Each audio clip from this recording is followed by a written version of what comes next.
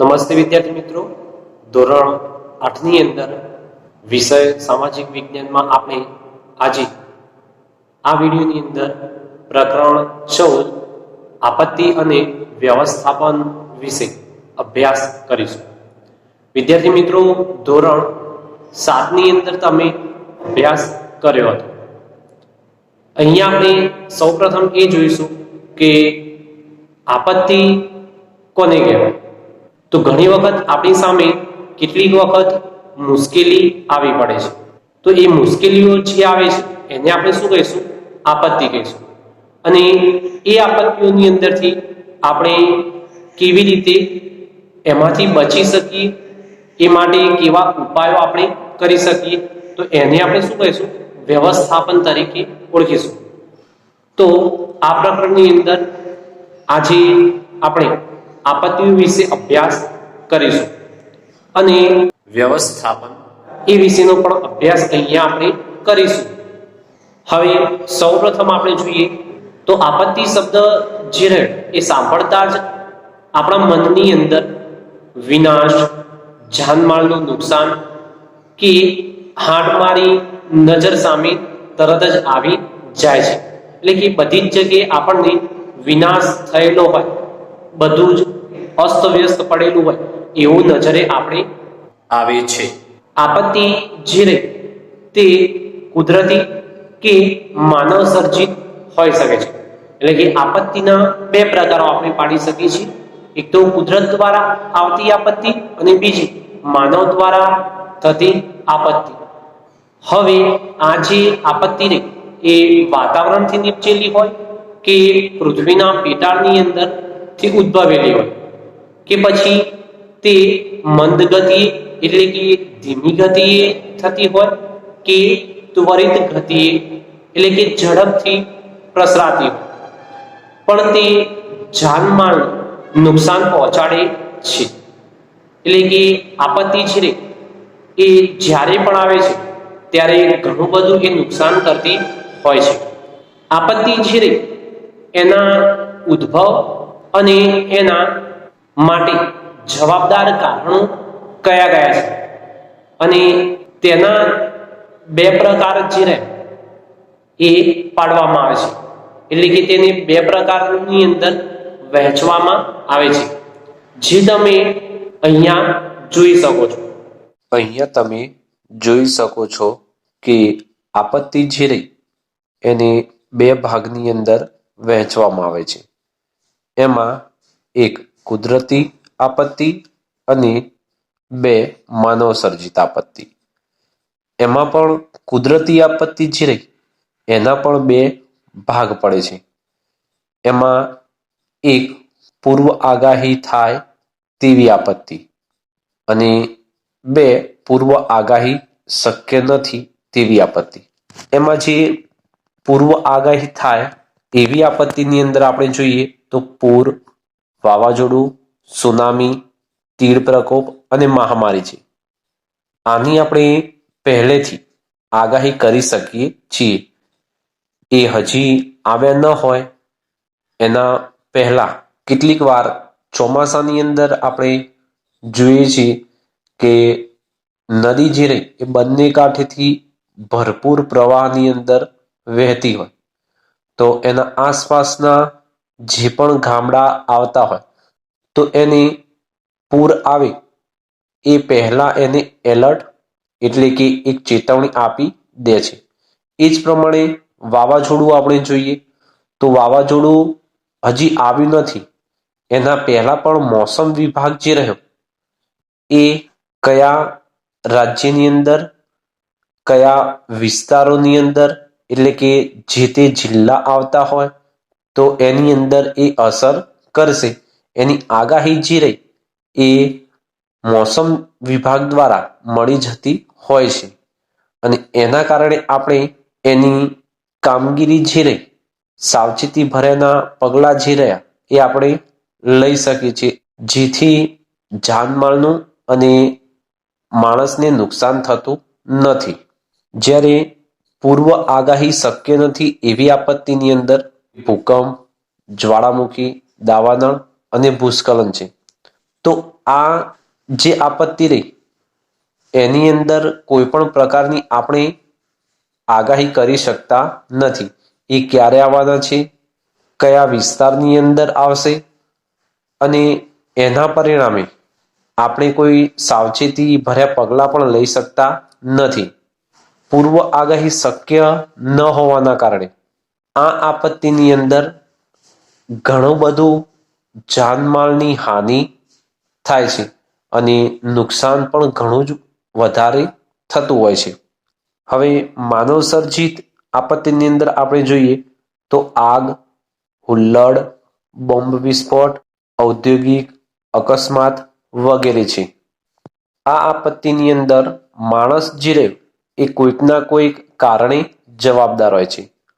હુલ્લડની અંદર આપણે જોઈએ તો સામસામેના પક્ષો જે હોય એ લોકો એકબીજાની સામે આક્રોશ વ્યક્ત કરે છે. બીજું, કેટલીક વાર પોતાની માંગણીઓ જે રહે એ પૂરી ન થતી હોય તો પણ કેટલાક સ્થાને આવા હુલ્લડો થતા હોય છે.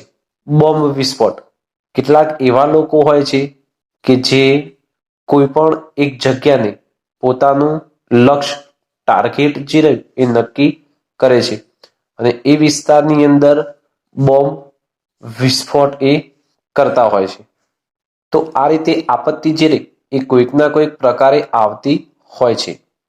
અહીંયા તમે કુદરતી આપત્તિ અને માનવ સર્જિત આપત્તિ વિશે જોયું.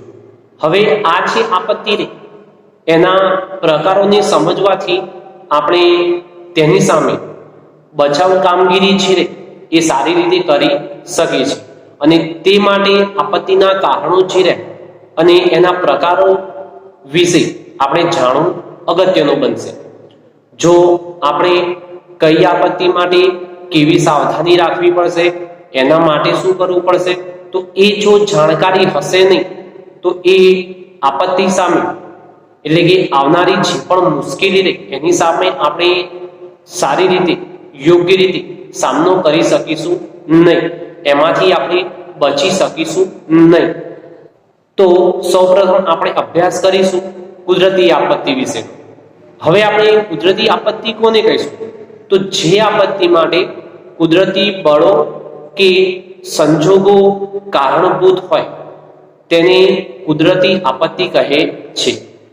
ઉદાહરણ તરીકે આપણે જોઈએ તો વરસાદ ચોમાસાની અંદર પડે છે, તો જો એ વરસાદ અતિશય વધારે પડે તો ઘણી વખત નદીઓ છે એ શું થશે તો ઉભરાઈ જાય છે અને એના કારણે પૂર જેવી સમસ્યા રહે એટલે કે પૂર જેવી આપત્તિ રહે એ થતી હોય છે. તો એના માટે શું જવાબદાર છે તો અતિશય વરસાદ. તો આ રીતે કુદરત દ્વારા એ આપત્તિ આવતી હોય છે. આ પ્રકારની આપત્તિ છે એ વ્યાપક ક્ષેત્રની અંદર જાનમાલની ભારે ક્ષતિ પહોંચાડે છે અને જ્યારે પણ કુદરતી આપત્તિ આવે છે ત્યારે જે વિસ્તારમાં આવશે એ વિસ્તારની અંદર શું પહોંચાડશે તો ભારે એટલે કે વધારે નુકસાન એ પહોંચાડતી હોય છે. હવે આમાંથી કેટલીક આપત્તિઓ છે એની પૂર્વ આગાહી શક્ય બનતી નથી કે ભૂકંપ, જ્વાળામુખી, દાવાનળ અને ભૂસ્ખલન જેવી આપત્તિઓ રહી એ ભારે વિનાશ વેરે છે. કેમ આવું કે વધારે એ વિનાશ વેરે છે? આવો તમારા મનમાં થતો હશે. તો એનું કારણ એ કે એ આપત્તિ જે રહે એની અંદર એની આગાહી શક્ય બનતી નથી. એ ક્યારે આવશે એ કોઈ નક્કી હોતું નથી અને એના કારણે અચાનક જ એ આવી પહોંચે છે. એટલા માટે એની અંદર આપણને કોઈ પણ સાવધાની કરી શકાતી નથી, સાવચેતી ભર્યા પગલાં આપણે લઈ શકતા નથી. માટે એની અંદર નુકસાન જે રહે એ કેવું થતું હોય છે તો વધારે થતું હોય છે. જ્યારે જેની પૂર્વ કે આગોતરી આગાહી કરી શકાય તેવી પૂર, વાવાઝોડું, સુનામી, તીડ પ્રકોપ અને મહામારી જેવી આપત્તિઓમાં અગમચેતી વાપરી બચવા માટે પગલાં ભરવાથી જાનહાનિ થતી નિવારી શકાય છે. એટલે કે બીજી જે આપત્તિઓ આ જોઈ એની અંદર જ્યારે પણ આપત્તિ આવશે તો એ સમયે પહેલા આપણને જાણકારી મળતી હોય છે અને એના કારણે આપણે એ આપત્તિની અંદર ન આવીએ એ માટે આપણે શું કરીએ છીએ તો અગાઉથી જ આપણે આપણી કામગીરી કરતા હોઈએ છીએ અને એના કારણે જે પણ નુકસાન રહે અથવા તો જાનહાનિ છે રે એ ખૂબ જ ઓછી કરી શકાય છે. હવે આપણે અભ્યાસ કરીશું દાવાનળ વિશે. તો દાવાનળ વિશે તમે ધોરણ 7 ની અંદર પણ અભ્યાસ કર્યો હતો, બરાબર ને? તો દાવાનળ કોને કહીશું આપણે? તો જંગલો કે ઘાસભૂમિના વિસ્તારોમાં જે પણ ફેલાતી આગ રહી એને આપણે શું કહીશું તો દાવાનળ તરીકે ઓળખીશું. હવે આ જે આગ રહી એ ક્યાં લાગે છે તો જંગલ વિસ્તારોની અંદર એ લાગતી હોય છે અને એના કારણે આપણે એને દાવાનળ તરીકે ઓળખીએ છીએ. આ આગ શરૂ થયા પછી પવનની જે દિશા હોય એ દિશાની અંદર તે આગળ વધતી હોય છે. બીજું, જંગલોની અંદર સૂકા ઘાસ પાંદડા તેને વધુ વિસ્તારમાં પસરાવે છે. એટલે કે જ્યારે પણ જંગલની અંદર આગ લાગે છે ત્યારે ઝાડ પરથી કેટલીક વખત સળગતા પાંદડા જે રહે એ નીચે પડતા હોય છે અને એના આસપાસનો જે વિસ્તાર એ વિસ્તારની અંદર પણ શું કરે છે તો આગ પ્રસરાવાની એ ચાલુ કરતા હોય છે. કેટલાક વૃક્ષોમાંથી કુદરતી રીતે ગુંદર છે રહે એ બહાર નીકળતો હોય છે અને આ ગુંદર છે એ પણ આગ પ્રસરાવવામાં મહત્વની એ પણ ભૂમિકા ભજવતું હોય છે. આ દાવાનળ માટે કેટલીક વાર માણસની પ્રવૃત્તિ છે એ પણ જવાબદાર હોય છે. જેમ કે સળગતી બીડી કે સિગારેટનું બુઝાવ્યા વિના ફેંકવું. કેટલીક વખત માણસ જે રહે એ આવી જગ્યાઓ પર બીડી હોય અથવા તો સિગારેટ હોય એ પોતે પીવે છે અને એનું એક પણ તણખો જો એ જંગલની અંદર પડી જાય તો એની અંદરથી ધીમે ધીમે શું થતું જાય છે તો એ વધતું જાય છે અને સમગ્ર રીતે એ આગની અંદર લપેટાઈ જતું હોય છે. બીજું, પશુ ચારવાવાળાઓ કામચલાઉ બનાવે ચૂલા જે રહે એ બેદરકારીથી ઉલવ્યા વિના જતા રહેવું. કેટલીક વખત આપણે જોઈએ છીએ કે જે પણ ગાયો ભેંસો ચારવા માટે કેટલાક લોકો જતા હોય છે એ અમુક સમય ચા બનાવવા માટે શું કરતા હોય છે તો ત્યાં ચૂલો બનાવતા હોય છે અને એ ચૂલાને યોગ્ય રીતે પાણીથી અથવા માટીથી એ ઠારતા નથી. પરિણામે શું થાય છે એની અંદર જે પણ આગ રહેલી હોય છે એ આગ કેટલીક વખત બહાર નીકળી જાય છે અને એના કારણે પણ શું થતું હોય તો આવી આગ લાગતી હોય છે. જંગલમાંથી પસાર થતી વીજળી કે ગેસની લાઈનની અંદર અકસ્માત થતા. હવે આપણે જોઈએ કે ચોમાસાના સમયની અંદર કેટલીક વાર પવન વધારે ફૂંકાતો હોય છે તો એના કારણે જંગલની અંદરથી જે પણ થાંભલાઓ પસાર થતા હોય છે એની અંદર કોઈક વખત અકસ્માત ઊભો થાય અને એના વીજળીના કરંટના કારણે કેટલીક વખત આવા જંગલોની અંદર પણ આગ લાગતી હોય છે. જંગલના વિસ્તારમાં પર્યટકો કે યાત્રિકોની બેદરકારીથી વગેરે જેવા સંજોગોમાં આ દાવાનળ છે કારણભૂત હોય છે. એટલે કે આવા કેટલાક માનવ સર્જિત પરિબળો છે એ પણ દાવાનળ ફેલાવવા માટે કારણભૂત હોય છે. હવે દાવાનળ છે એ જે ક્ષેત્રની અંદર ફાટી નીકળે છે એટલે કે જે ક્ષેત્રમાં દાવાનળ ચાલુ હોય છે તે વિસ્તારની અંદર વનસ્પતિ અને વન્યજીવ સૃષ્ટિને ભારે ક્ષતિ પહોંચાડે છે. દાવાનળ જે એ ક્યાં લાગે છે તો તો જંગલની અંદર. અને જંગલની અંદર શું હોય? તો પ્રાણીઓ હોય, વનસ્પતિ હોય, કેટલીક ઔષધિઓ પણ હોય. તો આ છે વન્યજીવ સૃષ્ટિ રહી એને કેટલીક વખતે આવી દાવાનળ લાગવાના કારણે એ નુકસાન એને પહોંચતું હોય છે. અને એના કારણે નાશ પામેલા જંગલોને કુદરતી રીતે પુનઃ પૂર્વવત થતા દાયકાઓ વીતી જાય છે. અને જે આવી રીતે નાશ પામેલા વૃક્ષો રહ્યા એ ખૂબ જ જૂના હોય છે અને એને પાછા ફરીથી ઉગવા માટે ઘણો બધો સમય છે એ વીતી જાય છે. એ વિસ્તારની પર્યાવરણીય સમતુલા છે એ જોખમાય છે. હવે આપણને ખબર છે કે જંગલ જે રહે એ પૃથ્વી માટે શેનું કામ કરે છે? તો શ્વસનનું કામ એ કરે છે. પૃથ્વી પર એટલે કે સમગ્ર વાતાવરણની અંદર કાર્બન ડાયોક્સાઇડ વાયુ છે એ પોતે શોષી લે છે અને એના બદલામાં આપણને શું આપે છે? તો ઓક્સિજન વાયુ આપે છે. અને એના કારણે હવા છે એ શુદ્ધ થતી હોય છે. તો આ રીતે જે જંગલ રહે એ જો નાશ થશે તો કાર્બન ડાયોક્સાઇડનું પ્રમાણ શું થતું હોય? વધતું હોય છે.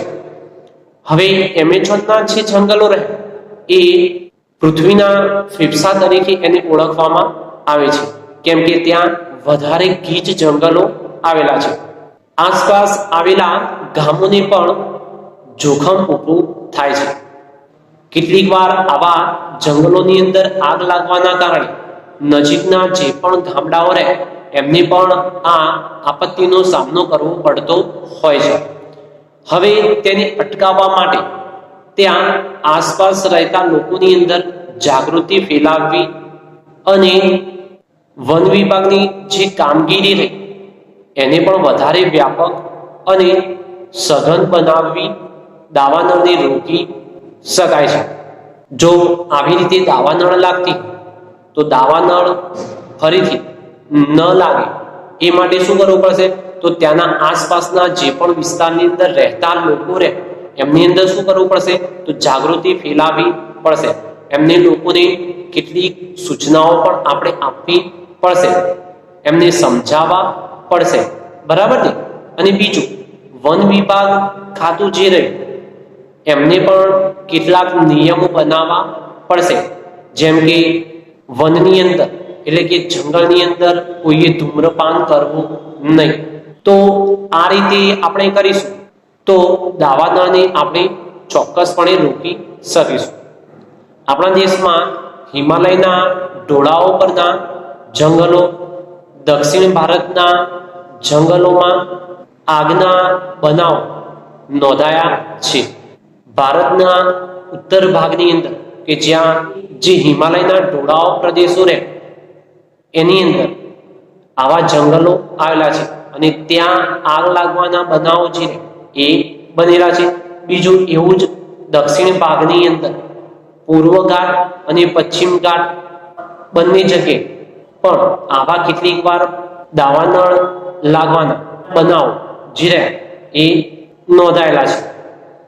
ગુજરાતના જંગલોની અંદર પણ અગાઉ આગ લાગવાની ઘટનાઓ જે રહી એ પણ બની ચૂકી છે. આપણા ગુજરાતની અંદર પણ ગીરનું અભયારણ્ય જે રહે તો આવી કેટલીક જગ્યાઓ પર આગ લાગવાના જે બનાવ રહે એ પણ નોંધાયેલા છે. નમસ્કાર.